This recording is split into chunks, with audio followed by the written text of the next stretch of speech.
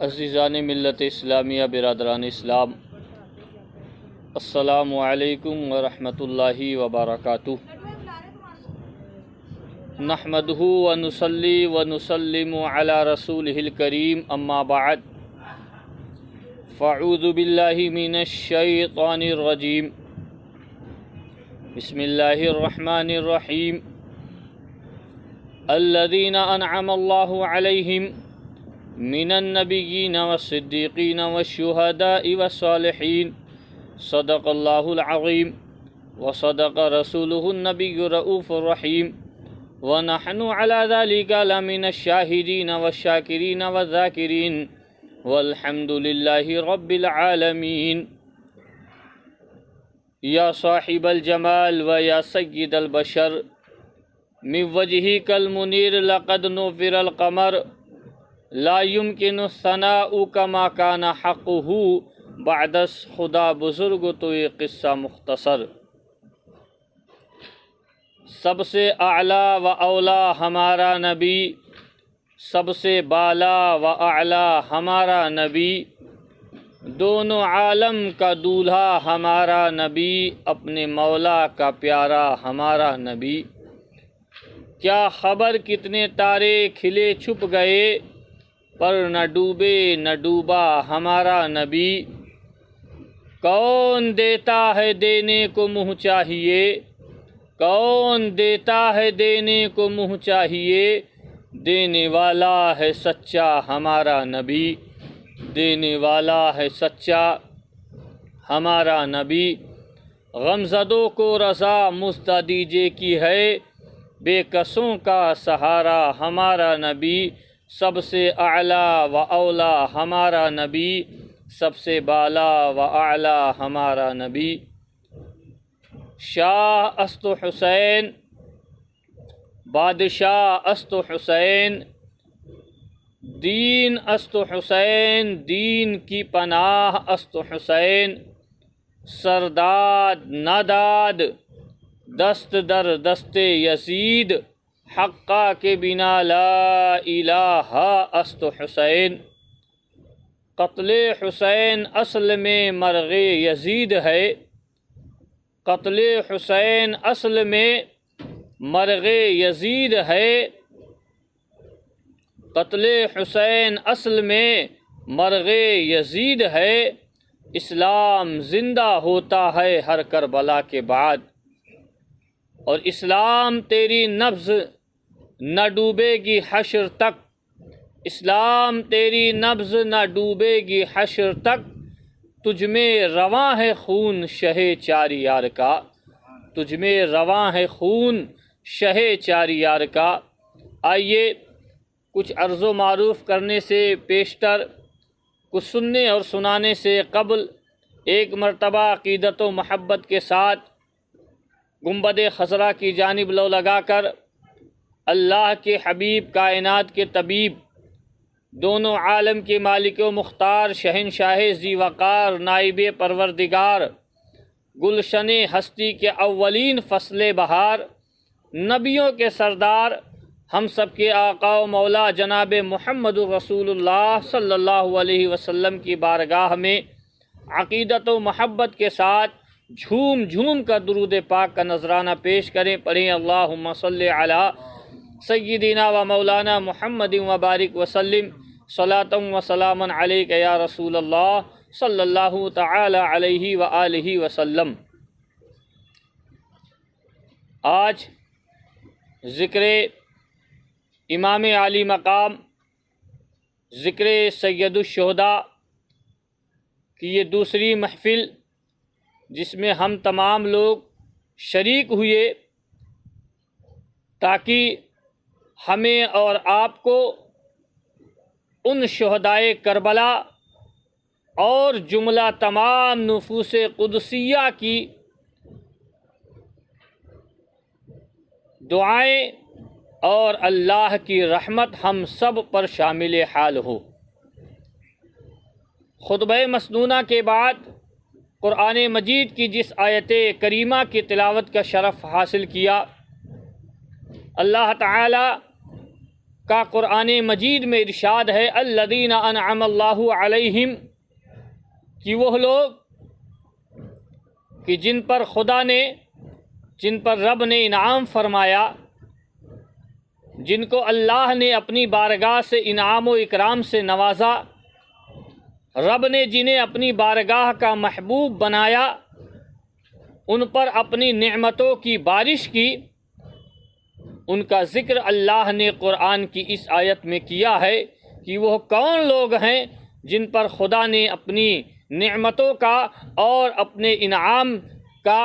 انعام سے ان لوگوں کو نوازا ہے۔ تو رب نے قرآن کی اس آیت میں ان لوگوں کو بیان فرمایا ہے، ان کی جماعت کا اعلان کیا ہے کہ یہ وہی لوگ ہیں جن پر میں نے اپنی انعام و اکرام سے میں نے ان تمام جماعت والوں کو نوازا ہے۔ مسلمانوں وہ کون ہیں؟ قرآن اعلان فرما رہا ہے من النبیین، جن پر رب کا انعام ہوا ہے، جو انعام یافتہ ہیں، وہ نبیوں کی جماعت ہے، وہ رسولوں کی جماعت ہے، جن پر خدا نے انعام سے ان کو نوازا ہے۔ دوسری بات اللہ اسی آیت میں آگے ارشاد فرماتا ہے دوسرے وہ لوگ ہیں وہ صدیقین، اور جو سچے ہوئے، جنہوں نے سچائی کا ساتھ دیا، دنیا میں زندہ رہے، سچائی کے دامن کو اپنے ہاتھ سے جانے نہیں دیا بلکہ سچائی کی طرف چلتے رہے اور اسی عالم میں وہ دنیا سے چلے گئے۔ تو اللہ کا ارشاد ہے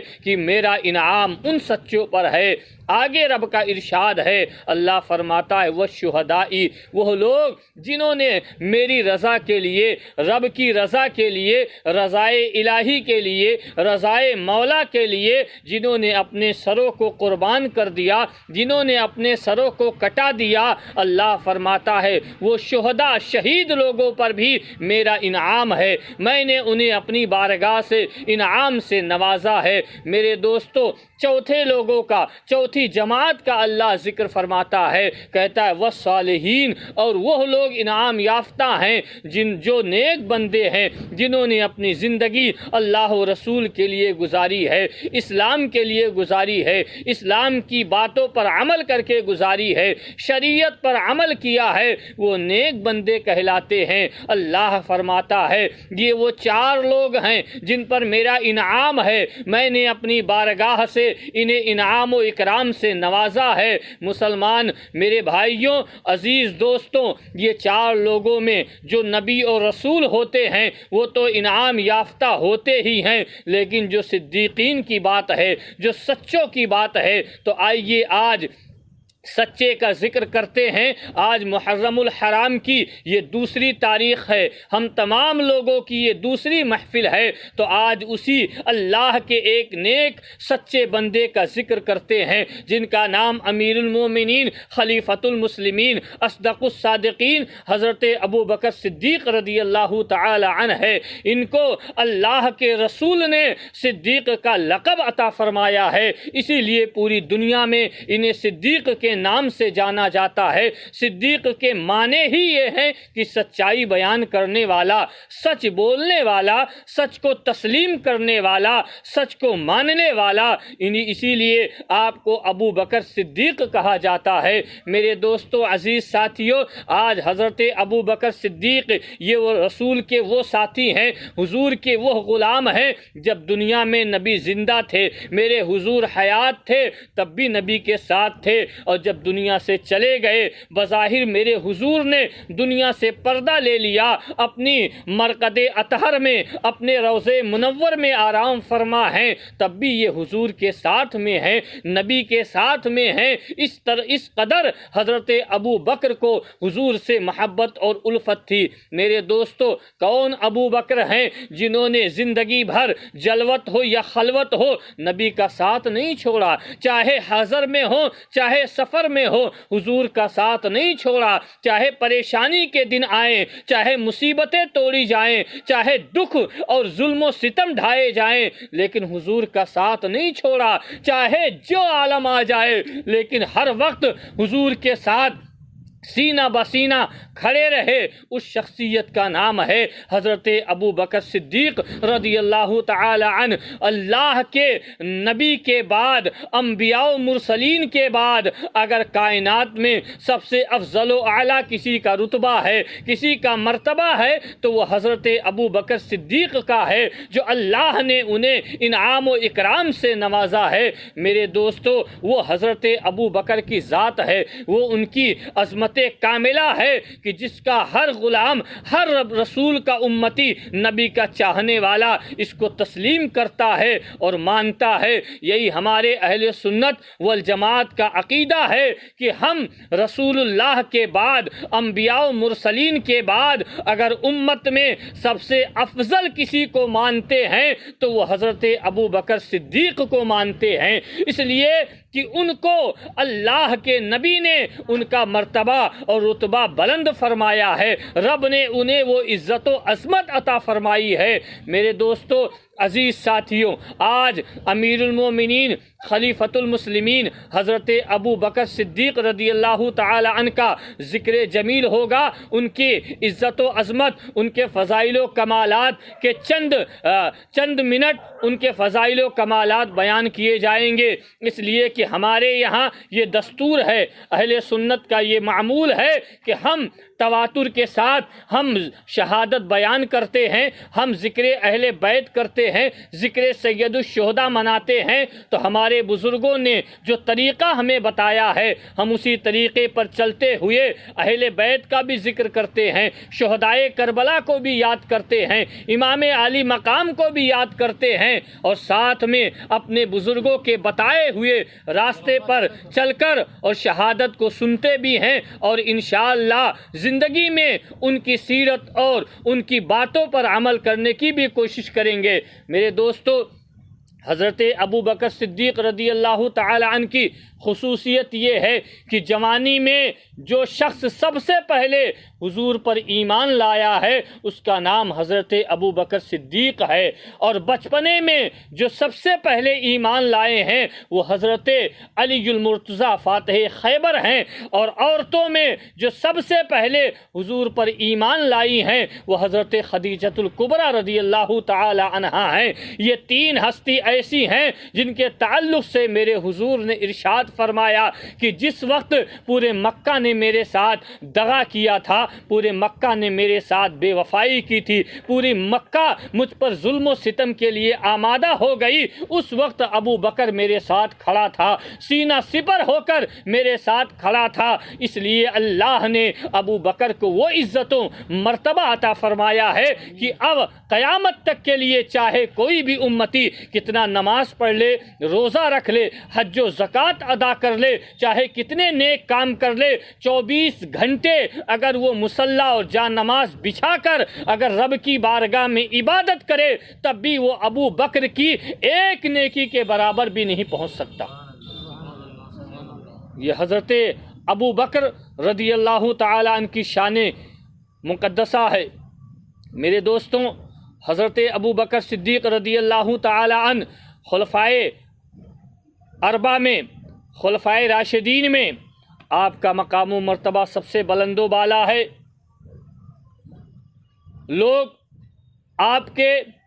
عزت و عظمت کو گھٹانے کے لیے، آپ کو نیچا دکھانے کے لیے طرح طرح کی باتیں کرتے ہیں، لیکن میرے دوستوں، میرے بھائیوں، یاد رکھو کہ جس کے مرتبے کو،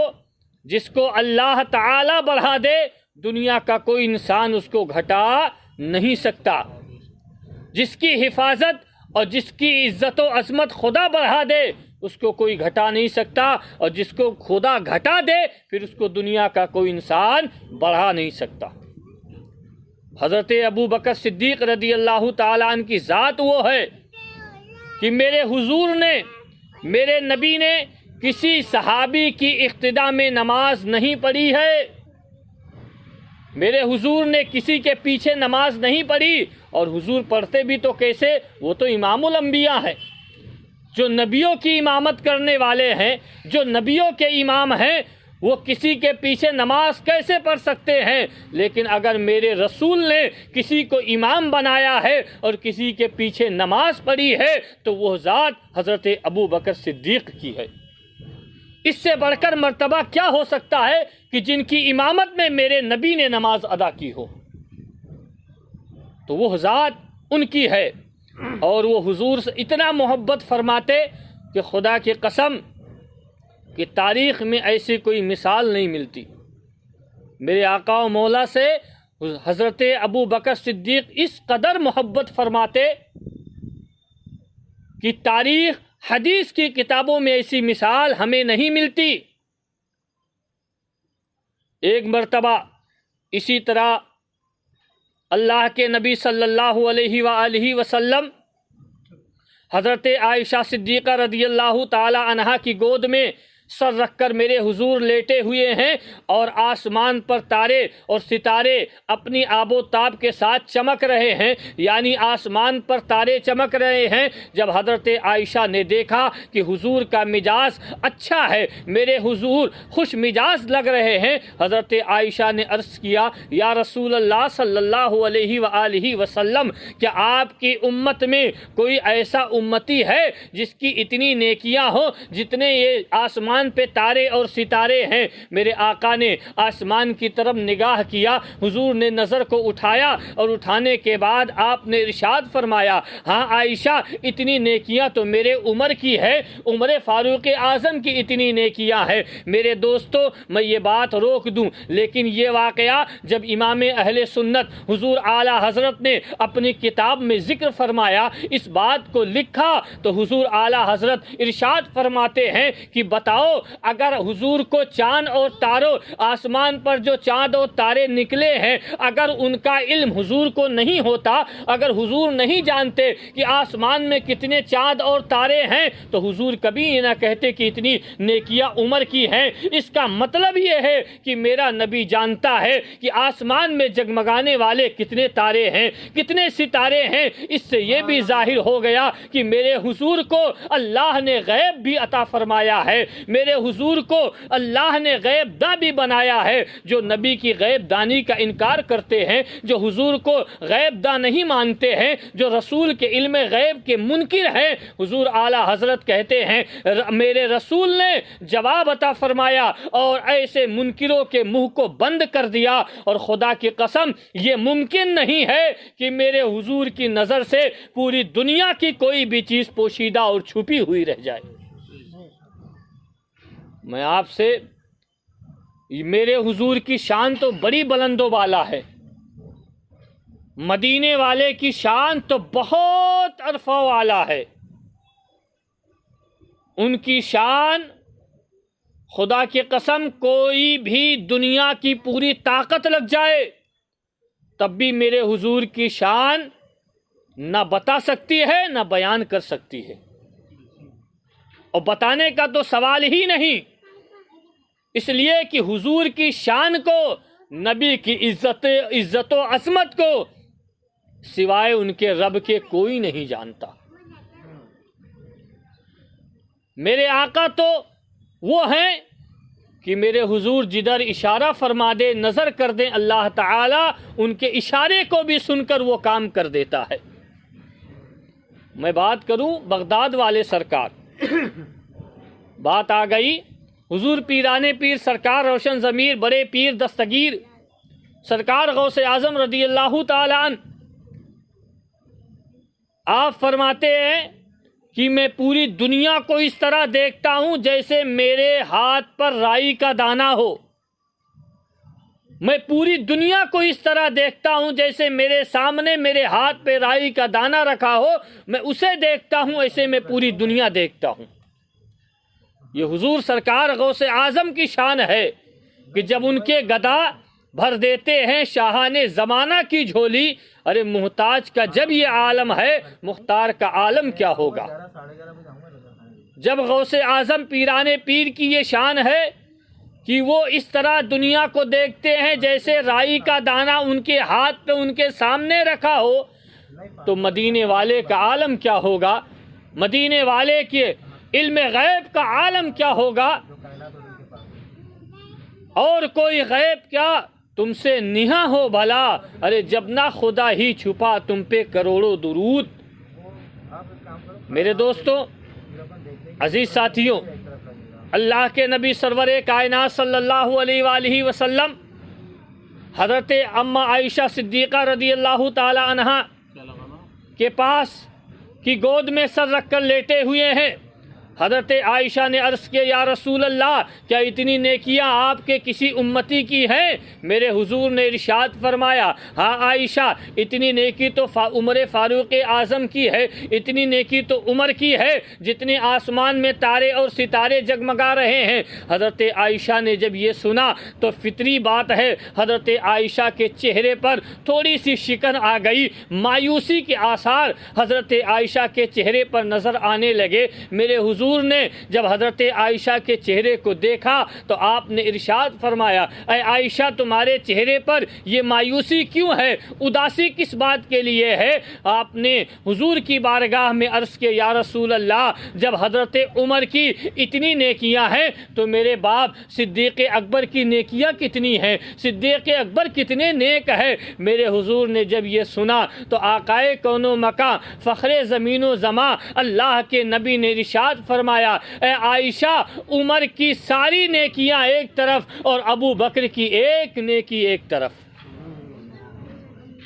عمر کی زندگی بھر کی ساری نیکیاں ایک طرف اور حضرت ابو بکر کی ایک نیکی ایک طرف۔ اگر رکھ دی جائے تو وہ ابو بکر کی ایک نیکی عمر کی زندگی بھر کی نیکیوں پر بھاری پڑ جائے گی۔ میرے دوستو، وہ حضرت ابو بکر صدیق رضی اللہ تعالیٰ عنہ کی شان مقدسہ ہے۔ وہ نیکی کون سی ہے جو نیکی حضرت ابو بکر نے نبی کے ساتھ غار میں کی تھی جب چاروں طرف سے کفار مکہ نے گھیر لیا تھا؟ میرے حضور کو غار کے اندر لے گئے اور حضور کے ساتھ وہیں پر رہے، وہاں سے ہٹے نہیں، اپنی جان کی پرواہ نہیں کی، اپنے جان کی فکر نہیں کی، گھر والوں کی فکر نہیں کی۔ اگر کسی کی فکر کی، کسی کی پرواہ تھی تو وہ حضور سرور کائنات صلی اللہ علیہ وسلم کی فکر اور پرواہ تھی، اس لیے وہ غار سے باہر نہیں آئے۔ میرے آقا نے تبھی ارشاد فرمایا اے ابو بکر، تیری وہ غار کی نیکی عمر کی زندگی بھر کی نیکیوں سے بھاری ہے۔ میرے دوستو، وہ حضرت ابو بکر کی شان ہے، وہ حضرت ابو بکر کی شان ہے کہ حضور سے اس قدر محبت و مودت رکھتے تھے، نبی سے اس قدر محبت فرماتے تھے کہ خدا کی قسم اس کی مثال اسلام میں اور اس کی مثال اس امت میں ہمیں نہیں ملتی ہے۔ میرے دوستوں، ایک مرتبہ اللہ کے نبی اپنے مسجد نبوی شریف میں حضور جلوہ افروز ہیں، میرے نبی تشریف فرما ہے۔ اللہ کے نبی نے حضرت ابو بکر کو آواز لگائی، حضور نے بلایا، بلانے کے بعد حضرت ابو بکر حضور کی بارگاہ میں حاضر ہوئے، سلام پیش کیا۔ میرے آقا نے ان کے سلام کا جواب عطا فرمایا۔ حضرت ابو بکر نے کہا یا رسول اللہ، مجھے کس لیے بلایا گیا ہے، مجھے کس لیے طلب کیا گیا ہے؟ میرے آقا نے ارشاد فرمایا اے ابو بکر، یہ میری انگوٹھی ہے جسے میں پہنتا ہوں، اس انگوٹھی کے نگینے کو لے جاؤ اور نقاش کے پاس لے جاؤ، لکھنے والے کے پاس لے جاؤ اور اس انگوٹھی کے نگینے پر کلمہ طیبہ لا الہ الا اللہ لکھوا لاؤ۔ حضرت ابو بکر نے جب حضور کے یہ الفاظ، حضور کی زبان سے یہ الفاظ سنے، آپ نے عرض کیا یا رسول اللہ لبیک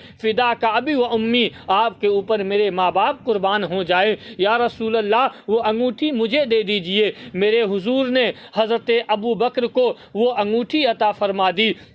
وہ نگینہ عطا فرما دیا، وہ پتھر دے دیا جس پر لا الہ الا اللہ کلمے کا جز لکھوانا تھا۔ حضرت ابو بکر نے جب وہ انگوٹھی لے لی اور مسجد نبوی سے باہر نکلے، لکھنے والے کے پاس جانے لگے تو آپ نے راستے میں سوچا کہ میرے حضور نے تو یہ ارشاد فرمایا کہ اے ابو بکر، اس انگوٹھی کے نگینے پر لا الہ الا اللہ لکھوا لاؤ، لیکن میں ایسا کیسے کر سکتا ہوں کہ اللہ کے نام کے ساتھ رسول کے نام کو جدا کر دوں, میں پورا کلمہ کیوں نہ لکھواؤں.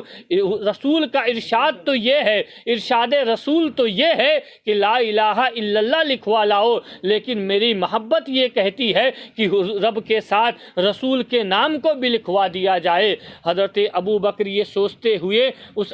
لکھنے والے کی دکان تک پہنچے, اور پہنچنے کے بعد آپ نے اس نگینے کو, اس پتھر کو لکھنے والے کو دے دیا اور کہا اس پتھر پہ تم لا الہ الا اللہ محمد الرسول اللہ صلی اللہ علیہ وسلم پورا کلمہ لکھ دو, پورا کلمہ اس پر لکھ دو. حضرت ابو بکر وہ پتھر دے کر چلے آئے. جب شام کا وقت ہو گیا, پتھر لانے کا وقت ہو گیا, حضرت ابو بکر دکان والے کے پاس جاتے ہیں اور وہ پتھر لیا جس پر پورا کلمہ لکھا ہوا تھا. جب آپ اس کے دکان سے نکلے, اب آپ راستے میں یہ سوچتے آ رہے ہیں کہ خدا کی قسم اگر میرے آقا نے مجھ سے پوچھ لیا اے ابو بکر میں نے تجھ سے صرف اللہ کے نام کو لکھوانے کے لیے کہا تھا, تو نے میرا نام بھی لکھوا دیا, تو میرے پاس کوئی جواب نہیں ہوگا, میں کوئی جواب نہیں دے سکوں گا, اس لیے کہ حضور کا ارشاد تو صرف خدا کے نام کا تھا, لیکن میری محبت یہ تھی کہ میں نے اپنے رسول کا نام بھی لکھوا دیا. الغرض یہی سوچتے سوچتے حضرت ابو بکر صدیق رضی اللہ تعالی عنہ حضور کے بارگاہ میں تشریف لاتے ہیں, نبی کے قریب آتے ہیں, حضور کے پاس آتے ہیں. میرے آقا و مولا مسجد نبوی شریف میں تشریف فرما ہے, تمام صحابہ کرام جمع ہیں, تمام صحابہ کی انجمن لگی ہوئی ہے. میرے آقا اس انجمن کے درمیان اللہ و رسول کی باتیں بتا رہے ہیں, تبلیغ فرما رہے ہیں, خدا و رسول کے فرامین بتا رہے ہیں, اسلام کے احکام اپنے غلاموں کو سنا رہے ہیں. حضرت ابو بکر بھی آتے ہیں, دیکھا مجلس لگی ہوئی ہے, حضور کی محفل سجی ہوئی ہے, آپ بھی مجلس میں آ کے بیٹھ جاتے ہیں. جب مجلس ختم ہو جاتی ہے, مجلس کا اختتام ہو جاتا ہے, تمام صحابی تمام غلام اپنے اپنے گھروں کو چلے جاتے ہیں. چند صحابی جو حضور کی بارگاہ میں خدمت کے لیے رہتے ہیں جب وہی رہ گئے, باقی تمام لوگ اپنے اپنے گھروں کو چلے گئے. تو حضرت ابو بکر صدیق رضی اللہ تعالی عنہ حضور کے قریب جاتے ہیں, سلام پیش کیا. میرے آقا نے سلام کا جواب عطا فرمایا. یہاں یہ بات روک کے اور بتا دوں کہ ہم تمام جتنی عورتیں اور ہم سب بیٹھے ہیں, یہ ہم سب اپنے گھروں میں اس چیز کو نیم بنائیں اور یہ عادت بنائیں کہ جب گھر کے اندر جائیں تو بنا سلام کے گھر کے اندر داخل نہ ہوں. میرے حضور نے ارشاد فرمایا کہ اول سلام بعد الکلام, پہلے سلام کرو اس کے بعد کلام کرو. میرے حضور نے فرمایا کہ جن گھروں میں کوئی نہیں رہتا, بظاہر وہاں تالا لگا تھا یا وہ گھر بند تھا, وہاں کوئی نہیں ہے یا وہاں کوئی رہنے والا نہیں ہے, اگر اس گھر میں بھی جاؤ تو بھی سلام کیا کرو. اگر تمہیں کوئی جواب نہیں دیتا تو اللہ کے فرشتے تمہارے سلام کا جواب دیتے ہیں. اس لیے ہم اس چیز کو رائج کریں اپنے گھروں میں کہ ہم جب گھر کے اندر داخل ہوں کوشش یہ کیا جائے کہ چھوٹا اپنے بڑوں کو سلام کرے,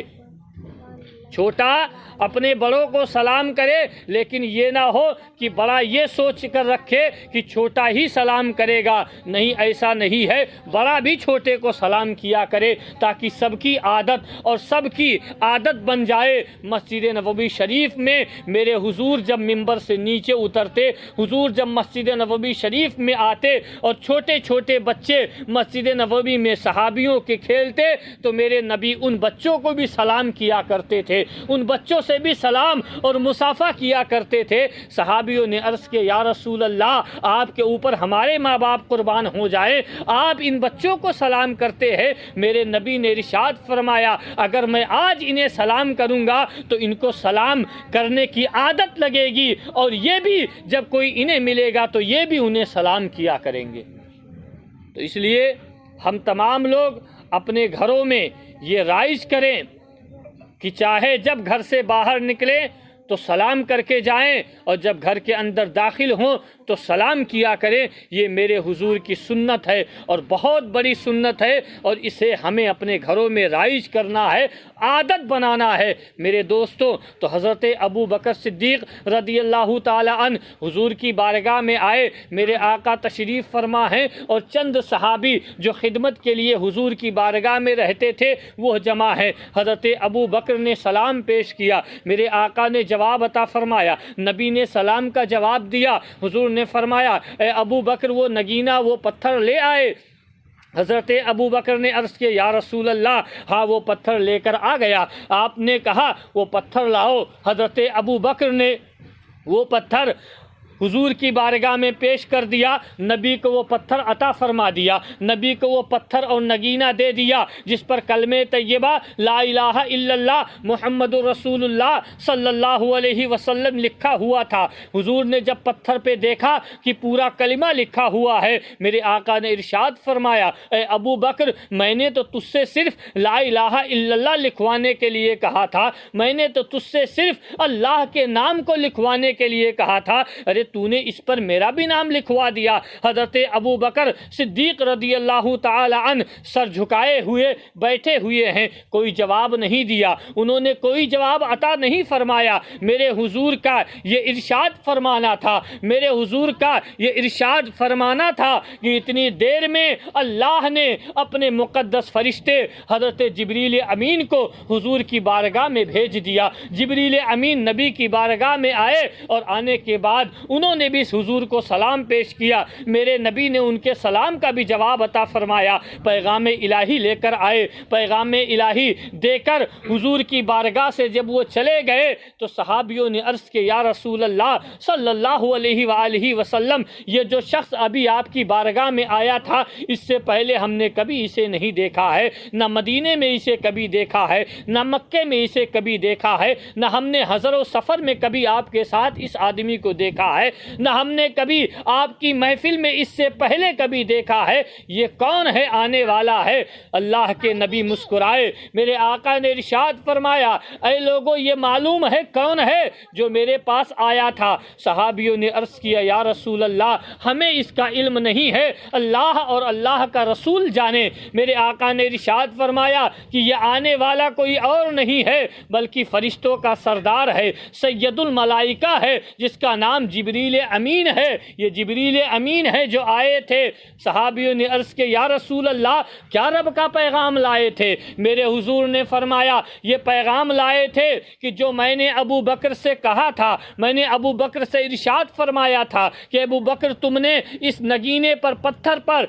رب کے نام کے ساتھ میرے نام کو کیوں لکھوا دیا؟ تو رب کی طرف سے جواب آیا ہے کہ اے میرے محبوب تیرے امتی اور میرے بندے ابو بکر کے دل کو یہ گوارا نہیں ہوا کہ جب ہر جگہ پر چاہے جنت ہو، چاہے لو ہو، چاہے قلم ہو، چاہے عرش ہو، چاہے فرش ہو، چاہے قرآن ہو، چاہے کعبہ ہو، جہاں جہاں بھی رب کا نام لیا جاتا ہے وہاں مصطفیٰ جان رحمت کا نام لیا جاتا ہے۔ جب جنت کے ہر مقام پر جہاں خدا کا نام لکھا ہے وہاں نبی کا نام لکھا ہے، تو ابو بکر کے دل نے یہ گوارا نہیں کیا کہ رب کے نام کے ساتھ نبی کے نام کو جدا کر دیا جائے۔ تو جب ابو بکر کے دل کو یہ گوارا نہیں ہے کہ رب کے نام کے ساتھ نبی کے نام کو جدا کیا جائے تو اس کے رب کو بھی یہ گوارا نہیں ہے کہ وہ نبی کے ساتھ اسے جدا کیا جائے۔ جب تک دنیا میں زندہ رہے گا تب بھی نبی کے ساتھ رہے گا، اور مر جائے گا قبر میں جائے گا تب بھی نبی کے ساتھ رہے گا۔ عزیزان ملت اسلامیہ، یہ حضرت ابو بکر رضی اللہ تعالی عنہ کی شان مقدسہ ہے کہ اتنی الفت و محبت حضور سے فرماتے تھے، اس قدر نبی سے محبت فرماتے۔ ایک مرتبہ حضور سرور کائنات صلی اللہ علیہ وآلہ وسلم نے یہ اعلان فرمایا پورے مدینہ کے اندر کہ جتنے میرے غلام ہیں، جتنے میرے چاہنے والے عاشق میرے امتی ہیں، وہ سب لوگ اپنے اپنے گھروں سے مال و دولت لا کر اور میری بارگاہ میں جمع کر دیں۔ حضور نے ارشاد فرمایا، نبی کا ارشاد ہے،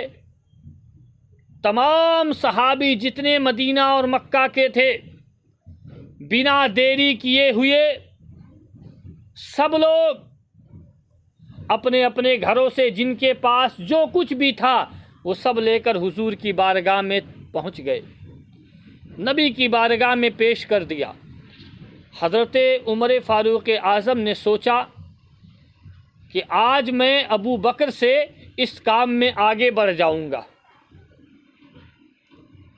ہر کام میں ابو بکر آگے رہتے ہیں،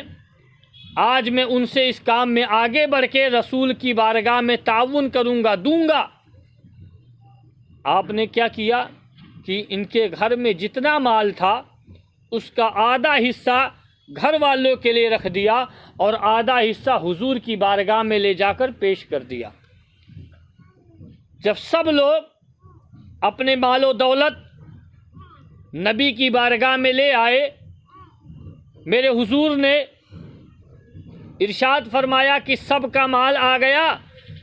سب اپنے اپنے یہاں سے مال و دولت لے آئے۔ تمام لوگوں نے ہاتھ کھڑے کر دیے، لبیک یا رسول اللہ، ہم سب لوگ آپ کی بارگاہ میں حاضر ہیں، ہم سب اپنے اپنے جو اللہ نے ہمیں دیا تھا ہم آپ کے حکم پر وہ مال لے کر آ گئے ہیں۔ میرے حضور نے ارشاد فرمایا، اے عمر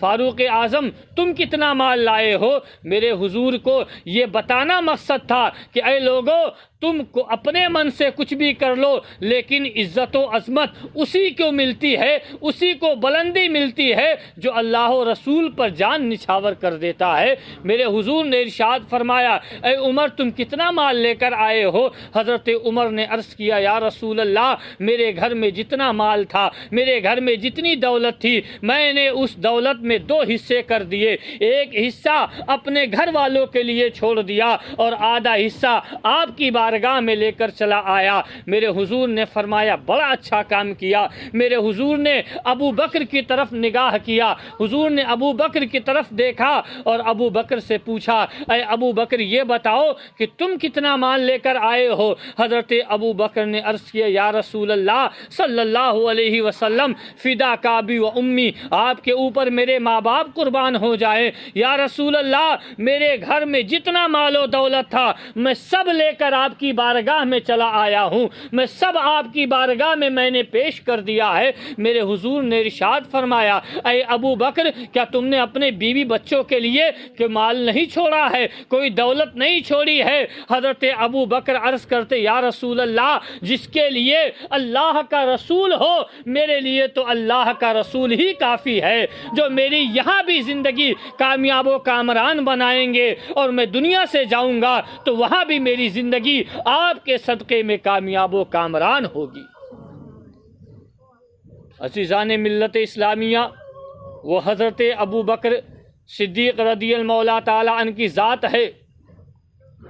کہ جو رسول اللہ پر جان نچھاور کرتے تھے، حضور کی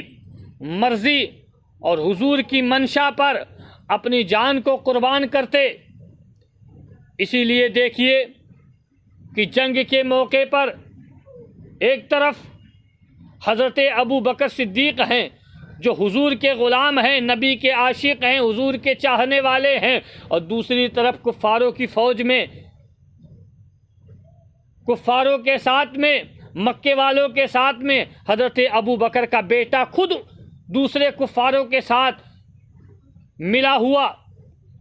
ادھر حق والے ہیں، ادھر باطل ہیں، ادھر سچوں کی جماعت ہے، اچھوں کی جماعت ہے، اللہ والوں کی جماعت ہے، اسلام کے چاہنے والوں کی جماعت ہے، اللہ کے رسول کے کلمہ پڑھنے والوں کی جماعت ہے۔ ادھر کون ہیں؟ جھوٹے لوگ جمع ہیں۔ ادھر کون ہیں؟ غیر معبودوں کی پوجا کرنے والے ہیں۔ ادھر کون ہیں؟ مکر و فریب کرنے والے ہیں۔ حضرت ابو بکر صدیق رضی اللہ تعالی عنہ جنگ میں، آپس میں جنگ ہو رہی ہے۔ کیا ہوتا ہے کہ ایک طرف باپ ہے، ایک طرف بیٹا ہے، ایک رسول کے ساتھ لڑنے والا باپ ہے جسے ابو بکر کہتے ہیں، کفاروں کی فوج میں لڑنے والا بیٹا ہے۔ لڑتے لڑتے باپ بیٹے کی تلوار کے نیچے آ گیا، بیٹے نے تلوار کو کھینچ لیا اور کہا کہ میں تجھے نہیں ماروں گا کیونکہ تو میرا باپ ہے، میں تجھے قتل نہیں کروں گا۔ الغرض جب جنگ ختم ہو گئی دونوں واپس پلٹ کر اسی گھر میں آئے، اپنے باپ اور بیٹے۔ حضرت ابو بکر اپنے گھر میں آتے ہیں،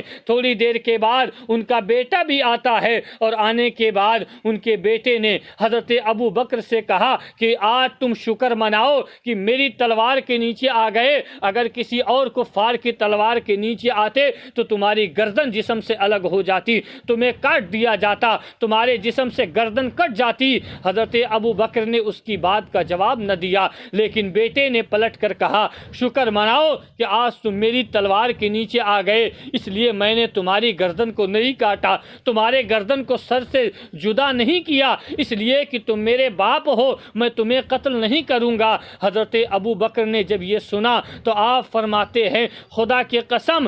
تو نے میرے سر کو قلم نہیں کیا، یہ تیری مرضی، لیکن اگر تو میرے تلوار کے نیچے آ جاتا تو میں تیرے گردن کو، سر کو میں تیرے جسم سے جدا کر دیتا، اس لیے کہ ابو بکر کو اگر دنیا میں سب سے زیادہ کوئی محبوب ہے، اگر کوئی پیارا ہے تو وہ محمد رسول اللہ صلی اللہ علیہ وسلم کی ذات ہے، کہ جن کے نام پر میں اپنی جان کو بھی قربان کر سکتا ہوں، اپنے مال کو بھی قربان کر سکتا ہوں۔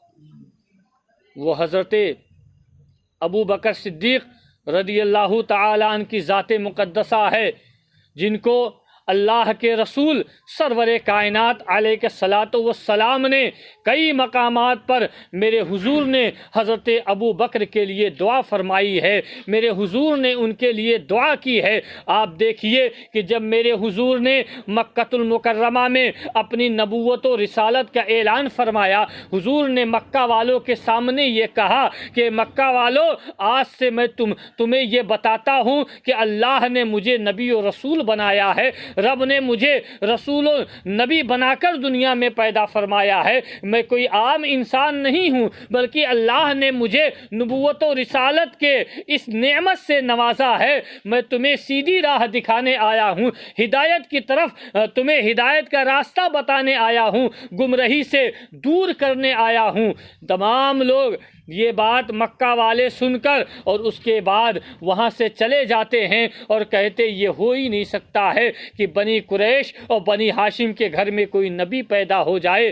ہم اس بات کو نہیں تسلیم کریں گے، ہم اس بات کو نہیں مانیں گے۔ تمام لوگ چلے جاتے ہیں، لیکن جس وقت میرے حضور نے مکہ میں اس بات کا اعلان فرمایا، اس وقت حضرت ابو بکر مکہ میں نہیں تھے، مکہ میں آپ نہیں تھے، کہیں تجارت کی غرض سے، کہیں بزنس اور بیاپار کے لیے آپ مکہ سے باہر گئے ہوئے تھے۔ جس وقت میرے نبی نے اپنی نبوت و رسالت کا اعلان فرمایا تو اس کے بعد ابو جہل نے جب یہ سنا تو اسے بڑی بے چینی ہو گئی، وہ بڑا بے قرار ہو گیا کہ کہنے لگا کہ آج تک تو یہ چھپ چھپ کر اپنے ساتھ لوگوں کو جوڑتے تھے، آج تک تو چھپ چھپ کر یہ ہمارے خداؤں کے علاوہ دوسرے خدا کی عبادت کرتے تھے، ہمارے خداؤں کے سامنے اپنے سر کو نہیں جھکاتے تھے بلکہ دوسرے رب کے سامنے اپنے سر کو جھکاتے تھے، لیکن آج تو انہوں نے اپنے آپ کو نبی و رسول کہہ دیا۔ ابو جہل کے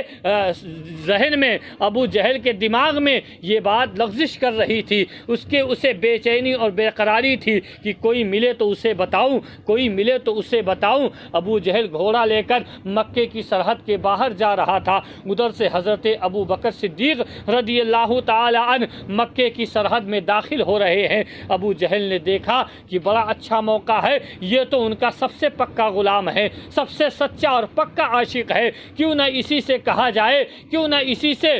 بیان کیا جائے، یہی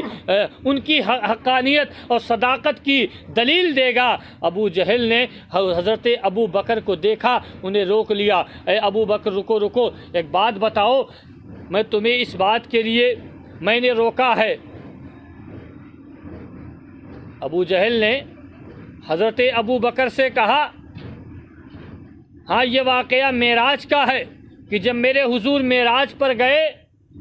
اور معراج سے تشریف لائے، اور معراج آسمانوں پر جانا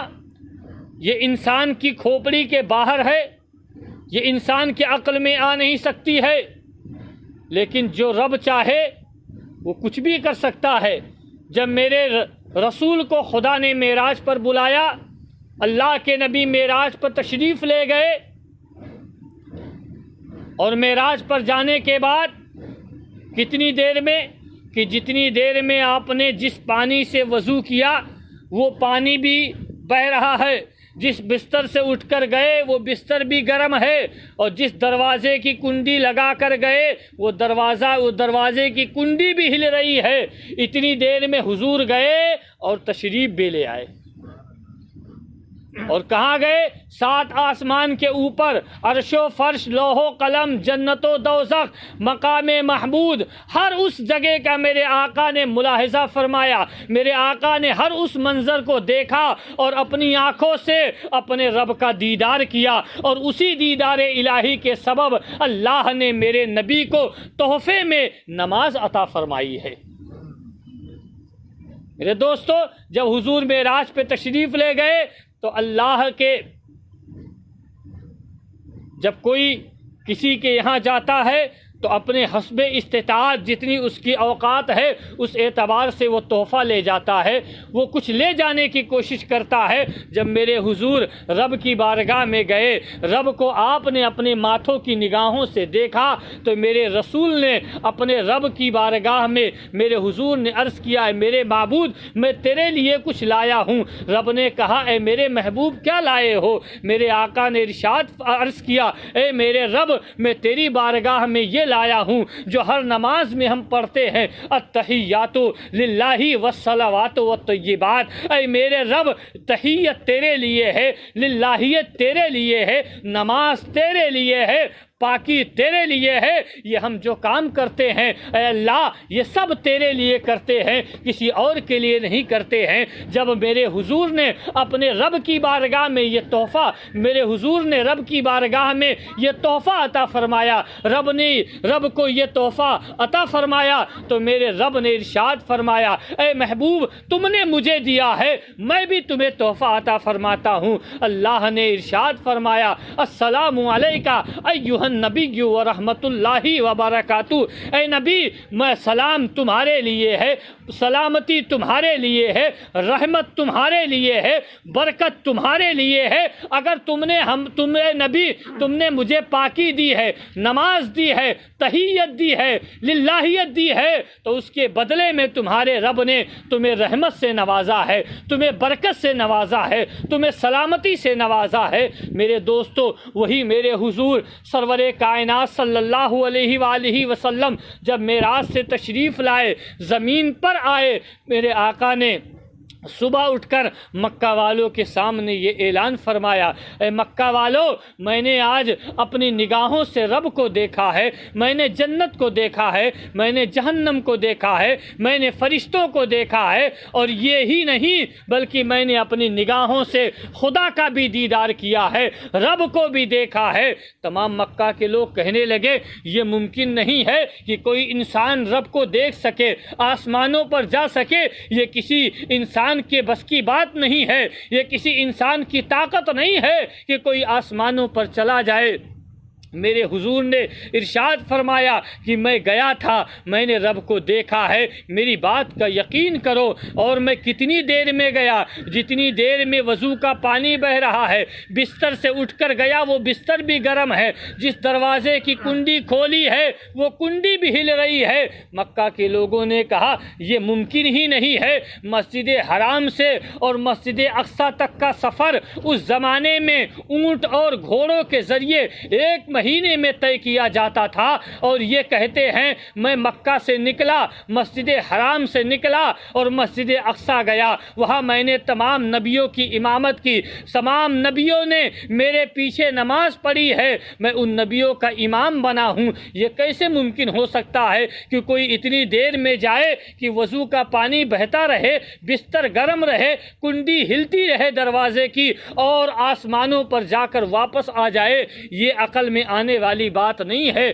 ہم اس بات کو تسلیم نہیں کرتے۔ میرے حضور نے جب مکہ میں یہ اعلان فرمایا تو تمام مکہ کے لوگ منکر ہو کر پلٹ کر چلے گئے، کہا یہ ہو ہی نہیں سکتا ہے، ہم اس بات کو مان ہی نہیں سکتے ہیں۔ ابو جہل نے جب سنا تو وہ بھی بڑا خوش ہو گیا، کہنے لگا یہ کیسی مجنون سی بات کرتے ہیں، یہ ہو ہی نہیں سکتا ہے۔ ارے مسجد حرام سے مسجد اقصی تک کا راستہ 1 مہینے کا ہے، اگر آدمی مکمل گھوڑے سے سفر کرے اور وہ گھوڑا بھی تندرست و توانا ہو، لاغر نہ ہو، دبلا بیمار مریض نہ ہو، بلکہ تندرست ہو، اور اس گھوڑے سے اگر مکہ سے اور مسجد اقصی تک کا سفر کیا جائے تو 1 مہینے کا سفر ہے۔ اور یہ کہتے میں اتنی دیر میں گیا کہ پانی بھی بہہ رہا ہے،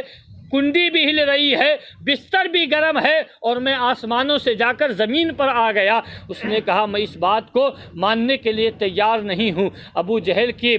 پیٹ میں یہ بات ہضم نہیں ہوئی، اس نے سوچا اب نبی کا مذاق بنایا جائے، حضور کا مذاق بنایا جائے، حضور کی شان میں بے ادبی کی جائے۔ وہ ڈھونڈنے لگا، اسے کوئی نہیں ملا۔ اس نے کہا چلو مکے سے باہر چلتے ہیں، وہاں اس بات کو بیان کریں گے۔ وہ گھوڑے پر بیٹھا اور مکے کی سرحد کے باہر جانے لگا۔ ادھر سے مکے کے اندر حضرت ابو بکر تشریف لا رہے ہیں۔ آپ اس وقت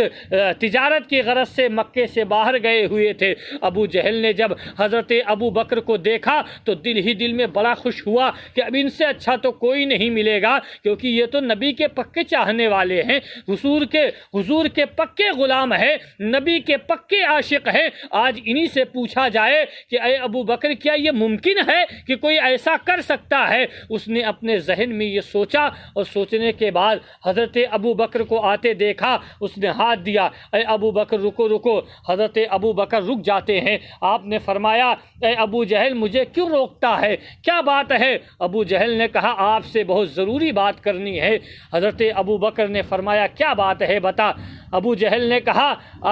انصاف اور دیانت داری کے ساتھ بنا کسی کی محبت میں مبتلا ہوئے آپ ایمانداری سے جواب دینا۔ حضرت ابو بکر نے کہا کہ خدا کی قسم جب سے ابو بکر نے رسول کے ہاتھ پر اپنا ہاتھ دے دیا ہے، رسول کے ہاتھ پہ اپنا ہاتھ رکھ دیا ہے، اس دن سے لے کر آج تک کبھی ابو بکر نے نہ جھوٹ بولا ہے اور نہ جھوٹ کو سنا ہے۔ ابو جہل نے جب اتنا سنا تو کہنے لگا مجھے آپ پر یقین ہے کہ آپ جھوٹ نہیں بولیں گے، آپ ایمانداری سے کام لیں گے۔ میرے ابو بکر صدیق رضی اللہ عنہ نے کہا بتا کیا بات ہے؟ ابو جہل نے کہا اے ابو بکر کیا تمہیں معلوم ہے کہ تمہارے نبی نے کچھ اعلان فرمایا ہے؟ حضرت ابو بکر نے عرض فرمایا کہ ابھی تو میں مکہ سے باہر گیا تھا، اب میں مکے کی سرحد میں داخل ہوا ہوں، مجھے تو مل گیا ہے، اب میں مکے کے اندر جاؤں گا، حضور کی محفل میں جاؤں گا، نبی کی بارگاہ میں بیٹھوں گا تو مجھے پتا چلے گا کہ میرے آقا نے کیا ارشاد فرمایا ہے۔ ابو جہل نے کہا میں بتا دوں جو تمہارے نبی نے کہا ہے تو کیا تم میری بات کو تسلیم کرو گے؟ حضرت ابو بکر نے فرمایا بتا کیا بات ہے؟ ابو جہل کہنے لگا اے ابو بکر یہ بتاؤ کیا یہ دماغ میں آنے والی بات ہے؟ کیا اس بات کو عقل تسلیم کرے گا کہ کوئی شخص اتنی دیر میں آسمانوں کا سفر کر کے چلا آئے،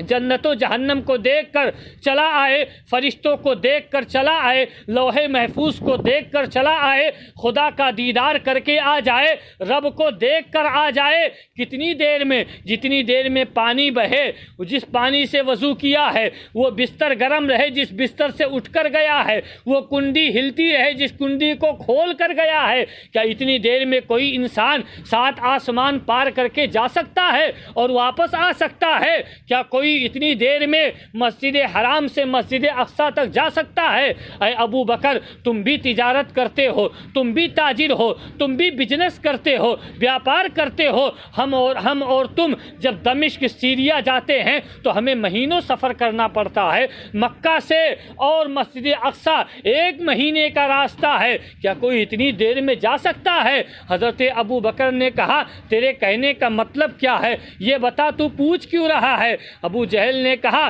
یہ میں نہیں کہہ رہا ہوں، یہ تمہارے نبی نے پورے مکہ کے لوگوں کے سامنے اعلان فرمایا ہے، پورے مکہ کے لوگوں کے سامنے کہا ہے۔ میرے حضور نے میرے ابو بکر نے جب ابو جہل کی زبان سے ان الفاظ کو سنا تو حضرت ابو بکر نے ابو جہل سے کہا اے ابو جہل یہ بتا کیا یہ میرے نبی نے کہا ہے یا تو اپنی مرضی سے باتیں بنا کر کہہ رہا ہے؟ ابو جہل نے کہا میرے معبودوں کی قسم کھا کر میں کہتا ہوں یہ میں نے اپنی طرف سے نہیں کہا، یہ تمہارے نبی نے اعلان فرمایا ہے۔ حضرت ابو بکر نے ابو جہل سے 3 مرتبہ یہی بات دہرائی، 3 مرتبہ اس بات کو پوچھا، ابو جہل نے یہی جواب دیا۔ جب ابو جہل نے 3 مرتبہ یہ جواب دیا تو حضرت ابو بکر صدیق رضی اللہ تعالی عنہ کہتے ہیں، فرماتے ہیں کہ آمنا وصدقتا، میرے رسول نے اگر ارشاد فرمایا ہے، میرے حضور نے اگر کہا ہے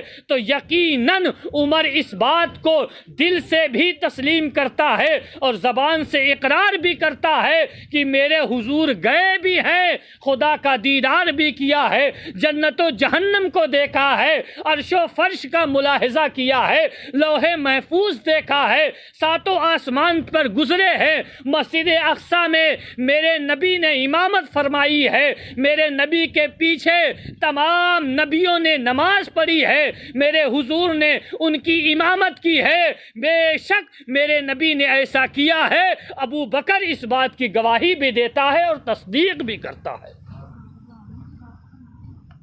جب یہ خبر میرے رسول تک پہنچی کہ یا رسول اللہ صلی اللہ علیہ وآلہ وسلم، آپ کے غلام ابو بکر سے ابو جہل نے اس طرح کا سوال کیا تھا اور ابو بکر نے اس کا یہ جواب عطا فرمایا، تو میرے رسول کی زبان مقدس سے یہ نکل گیا، حضور کی زبان اطہر سے نکل گیا کہ جاؤ آج سے صرف ابو بکر نہیں رہے گا بلکہ ابو بکر صدیق ہو جائے گا، اور پوری دنیا رہتی دنیا تک قیامت تک اب آپ کا نام صرف ابو بکر نہیں رہ گیا بلکہ آپ کو ابو بکر صدیق کہا جانے لگا۔ یہ میرے حضور کی نگاہ رحمت ہے کہ میرے آقا جس پر اپنی رحمت کی نگاہ پھیر دیں، حضور جس پر نظر کرم فرما دیں، اس کا بیڑا پار ہو جاتا ہے۔ اور ہم اور آپ اسی رسول کے چاہنے والے غلام ہیں، حضور کے امتی ہیں، نبی کے عاشق ہیں، اور انہی کے اہل بیت حضور کے گھر والوں کے غلام ہیں، انہی کے چاہنے والے ہیں، خلفائے راشدین صحابہ کرام کے ماننے والے ہیں۔ ہم سبھی کو مانتے ہیں،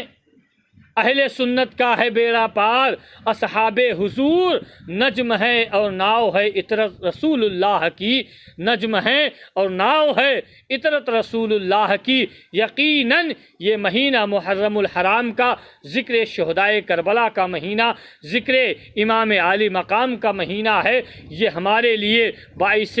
برکت بھی ہے، باعث مغفرت اور باعث نجات ہے۔ انشاءاللہ آنے والی محفلوں میں آپ حضرات اہل بیت کے تعلق سے، شہدائے کربلا کے تعلق سے بیان سنیں گے، کیونکہ ہمارا جو معمول ہے، اہل سنت کا جو دستور ہے، ہم ترتیب کے ساتھ چلتے ہیں، تمام بزرگوں کا ذکر کرتے ہیں، کیونکہ ہمارے بزرگوں نے ہمیں یہی سکھایا ہے۔ اللہ تعالی ہم تمام لوگوں کو نبی کا سچا اور پکا عاشق بنائے، کربلا والوں کا چاہنے والا بنائے، اہل بیت کا غلام بنائے۔ جب تک ہم دنیا میں زندہ رہیں اللہ ہمیں ایمان پر زندہ رکھے، اور مولا ہم سبھی کا خاتمہ ایمان پر فرمائے۔ السلام علیکم ورحمۃ اللہ وبرکاتہ۔